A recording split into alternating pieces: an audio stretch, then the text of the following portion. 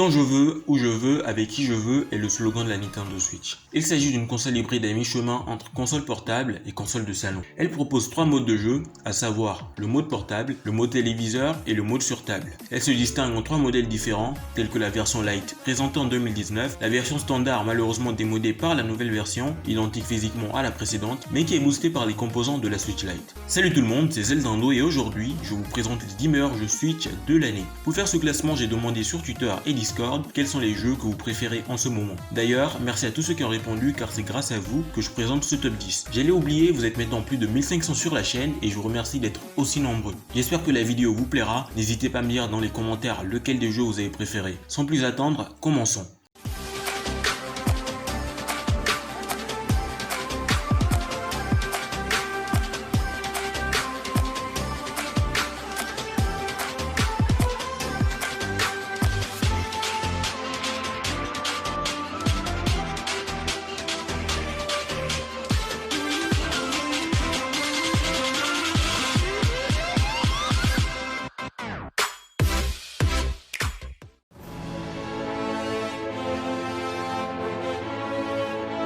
Mario plus les lapins crétins Kingdom Battle est un crossover surprenant et inattendu qui fonctionne à merveille. Dans ce jeu de stratégie au tour par tour, Mario fait équipe avec les lapins crétins pour sauver le royaume champignon. Il prépare ainsi le terrain pour une série de batailles tactiques. Les mondes colorés Mario se mélangent parfaitement à l'humour des lapins crétins et offrent une nouvelle expérience de jeu à la fois délirante et stratégique qui ne ressemble à aucun autre jeu Mario. Mario plus les lapins crétins Kingdom Battle dispose également d'un mode histoire, d'un mode coopératif local et d'un mode versus.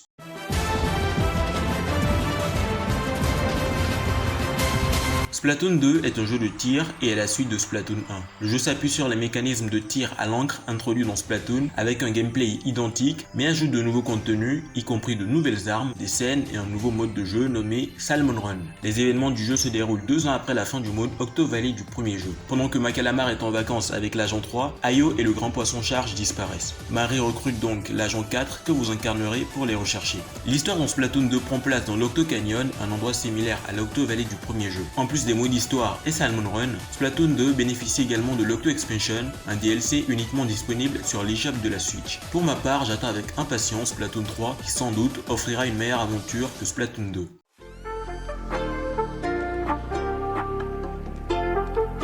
Animal Crossing New Horizons est un jeu de la série Animal Crossing qui débarque sur Switch avec quelques nouveautés. Dans le jeu, vous arriverez sur une île déserte grâce à une formule évasion et vous serez accompagné de 2 animaux. Ainsi, le début d'Animal Crossing New Horizons s'éloigne de celui des autres jeux de la série, notamment à cause de l'absence des autres commerces jusqu'à ce qu'ils soient débloqués. Il sera également possible en début de partie de choisir l'apparence de l'île et dans quel hémisphère elle se situe, ce qui aura un impact sur les saisons. Vous pourrez par la suite, à l'aide de votre Nook Phone, modifier l'île via la terraformation, une autre nouveauté à débloquer. Animal Crossing New Horizons est actuellement le jeu parfait pour lutter contre l'anxiété du confinement. J'ai expliqué ce pourquoi dans une vidéo que vous pourrez retrouver dans la fiche en haut à droite.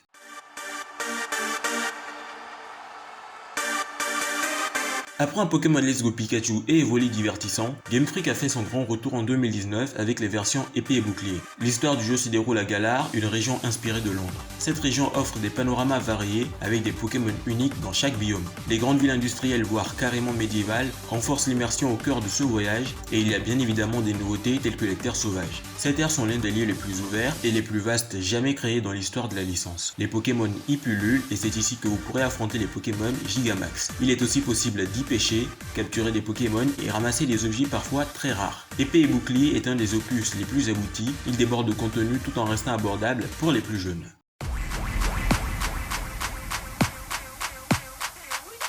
Mario Kart 8 Deluxe est une fantastique réédition du jeu de course de Nintendo. Cependant, la compatibilité Miiverse, les tampons et la possibilité de téléverser des séquences de gameplay sur YouTube depuis le jeu ont tous été abandonnés avec la version Wii U lorsque Miiverse a été arrêté le 7 novembre 2017. Le mode bataille est toujours présent et a été considérablement modifié. Les personnages qui étaient à l'origine déverrouillables ou exclusifs au contenu téléchargeable dans Mario Kart 8 sont disponibles dès le début dans la version Deluxe, ce qui marque la plus grande liste de départ de tous les jeux Mario Kart. Les personnages peuvent désormais transporter jusqu'à 2 objets à la fois, contrairement à Mario Kart 8 où ils pouvaient seulement transporter un objet à la fois.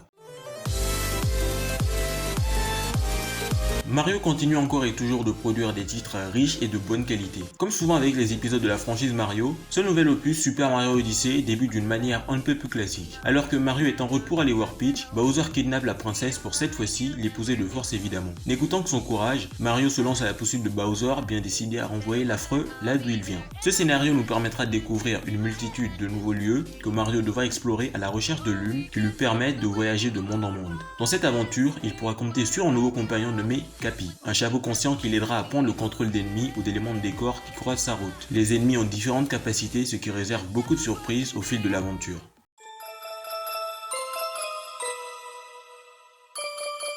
Lancé en 2001 sur GameCube, le premier Luigi's Mansion avait marqué les esprits grâce à son atmosphère grandement inspirée des dessins animés à la Scooby-Doo. En effet, le frangin de Mario se retrouvait dans un manoir infesté de fantômes, il devait donc prendre son courage à deux mains pour capturer ses esprits à l'aide de son Ectoblast, une sorte d'aspirateur. Luigi's Mansion 3 se déroule au cœur d'un mystérieux hôtel dans lequel Luigi et ses amis viennent se la couler douce. Bien entendu, il s'agit d'une supercherie puisque les fantômes les capturent en pleine nuit. Luigi est donc contraint de reprendre du service armé de son Ectoblast. Ce dernier sursaute au moindre bruit suspect, ce qui donne un résultat aussi loufoque que drôle. Le soft est adapté aux joueurs de tout âge, car malgré la présence de revenants, nous ne sommes pas face à un jeu d'horreur. Même si l'action se passe dans un seul et même bâtiment, les environnements changent régulièrement, chaque étage a son propre thème. Via l'ascenseur de service dont il faut retrouver les boutons pour progresser, Luigi se rend sur un plateau de cinéma, dans une serre ou encore dans un château fort. Le gameplay alterne entre phases d'exploration, énigmes et combats. Ainsi, le tout se révèle varié et passionnant. Certains puzzles réclament d'ailleurs un peu du jeu en utilisant le double de Luigi nommé Gluigi. Toute l'aventure est jouable en coopération locale et en mode multijoueur et de la partie.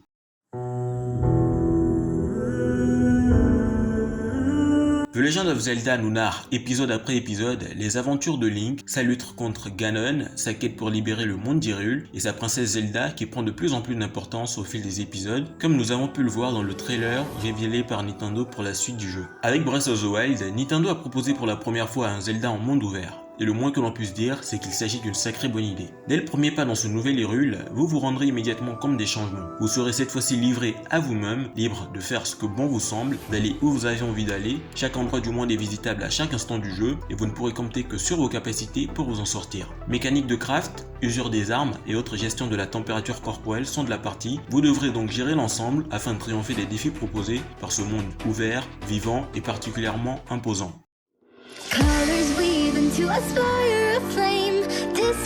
Chez Nintendo, les Mario, Zelda et autres Metroid sont aujourd'hui unanimement reconnus comme des monuments. Cela n'a toutefois pas empêché Nintendo d'utiliser régulièrement les personnages issus de ces licences, souvent pour une bonne cause. La meilleure d'entre elles, sans doute la série Super Smash Bros. Pour cet épisode Switch, Nintendo a mis les petits plats dans les grands en décidant d'inclure tout ce qui lui passait par la tête. Ce sont ainsi pas moins de 74 personnages qu'il sera possible de sélectionner, soit l'intégralité des personnages n'ayant jamais mis les pieds sur un ring de Smash Bros. Et vu que Nintendo sort régulièrement des nouveaux packs de personnages, attendez-vous à ce que ce nombre augmente en permanence. En parlant de personnages, dites-moi dans les commentaires ceux que vous voulez voir débarquer dans Super Smash Bros Ultimate. Qui sait, ça pourrait bien être le sujet de la prochaine vidéo.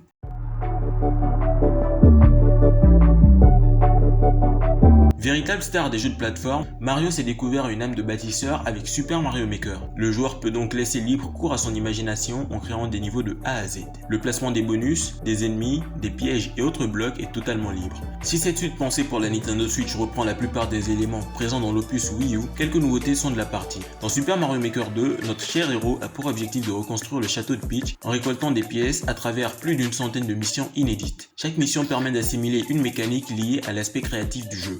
Ainsi, cette suite s'adresse à une large audience puisqu'il est parfaitement possible de se consacrer uniquement à la partie histoire du titre. Cependant, Super Mario Maker 2 prend bien évidemment tout son sens lorsqu'il s'agit de fabriquer un niveau dans son intégralité. C'est bien simple, les possibilités sont pratiquement illimitées et l'esthétique des stages peut être directement tirée des jeux tels que Super Mario Bros, Super Mario Bros 3, Super Mario World, New Super Mario Bros U ou Super Mario 3D World. Le jeu dispose également de plus de 10 thèmes différents, à savoir la forêt, le désert, le ciel et bien d'autres encore. Nintendo laisse également aux joueurs le soin de sélectionner les conditions de victoire pour conclure un niveau, comme par exemple ne pas sauter ou ramasser un certain nombre de pièces. On retrouve aussi dans le jeu l'arrivée de Link, de son épée, ainsi que des décors de nuit qui nous font profiter d'un gameplay sensiblement modifié. Difficile de tomber sur deux stages similaires parmi les milliers de créations mises en ligne par la communauté. D'ailleurs, si vous avez le jeu, voici les codes de mes stages, n'hésitez pas à les tester et à me donner les codes de vos stages à vous dans les commentaires pour que je les teste. Les amis, c'est déjà la fin de cette vidéo. vidéo, j'espère qu'elle vous a plu. Dites-moi lequel des jeux présentés est votre préféré. Je commence à être à court d'idées pour les vidéos, donc toutes vos idées, que ce soit des top 10 ou autre chose, sont les bienvenues. Mettez-les juste dans la section des commentaires. Abonnez-vous à la chaîne en n'oubliant pas d'activer la cloche, mettez le pouce bleu qui fait plaisir, et on se retrouve très bientôt pour une nouvelle vidéo. A plus!